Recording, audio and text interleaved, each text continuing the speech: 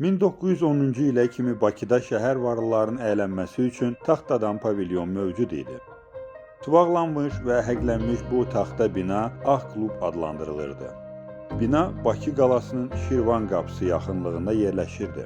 Bir dəfə gecə güclü xəzri nəticəsində binada yanğın başlayır və Ağ Klub tamamilə yanaraq məhv olur. Binanın qəsdən yandırılması da ehtimal edilirdi. Ağ Klubun yanaraq məhv olmasından sonra şəhərdə zənginlərin əylənməsi üçün yeni bina inşa edilməsinə ehtiyac var idi. Binanın layihəsinin hazırlanması mülki mühəndis Gavril Termikelova həvalə edilir.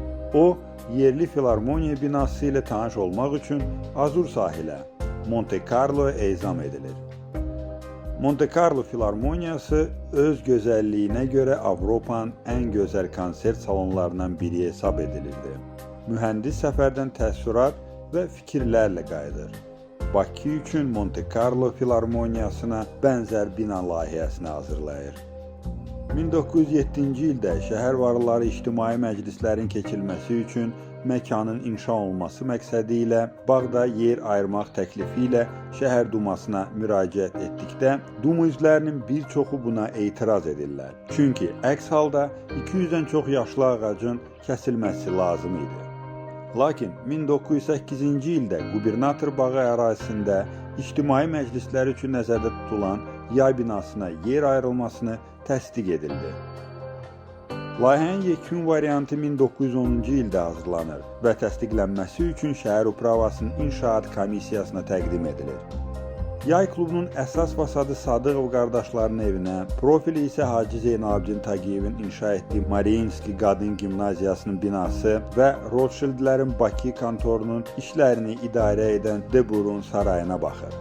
Qısa müddət sonra Debur öz malikanəsini Qafqaz cəmiyyətinə satır və cəmiyyətin sədri milyonçu Qukasov memardan xahiş edir ki, binanı elə planlaşdırsın ki, onun yaşadığı saraydan nəinki musiqi eşidirsin, həm də klubda baş verənləri müşahidə etmək mümkün olsun. Mülkədarlar və neft milyonçuları, zəngin tacirlər və yüksək vəzifəli məmurlar, tanınmış mühəndislər, Çar ordusunun zabitləri və başqaları vaxtlarını gecə yarısına kimi burada keçirirdilər. Bəzən bütün varlarını itirənə kimi burada qumar oynayırdılar. Azərbaycanda Sovet hakimiyyətinin qurulmasından sonra 20-ci illərdə bu binada musiqi həvəskarları, müxtəlif orkestr və ansambllar toplaşmağa başladı. 25 may 1936-cı ildə Bakı Sovetinin işçi kəndli və matroz deputatları qarşısında Simfonik Konsertlər İdarəsinin bazası əsasında Azərbaycan Dövlət Filarmoniyası yaradıldı. 1936-37-ci illərdə binada bərpa işləri qurulmuşdu. 1937-ci il avqust ayının 11-də isə əməkdaşlar incəsənət xadimi Müslim Maqamayevin adını əbədiləşdirməkdən ötürü Azərbaycan Dövlət Filarmoniyasına bəstəkarın adını verdi. Azərbaycan Respublikasının qurulmasından sonra 1996-2004-cü illərdə Filarmoniya binasında əsaslı bərpa və yenidən qurma işləri aparılmışdır. 27 yanvar 2004-cü ildə Filarmoniya binasının təntənəli açılış mərasimi baş tutmuşdu.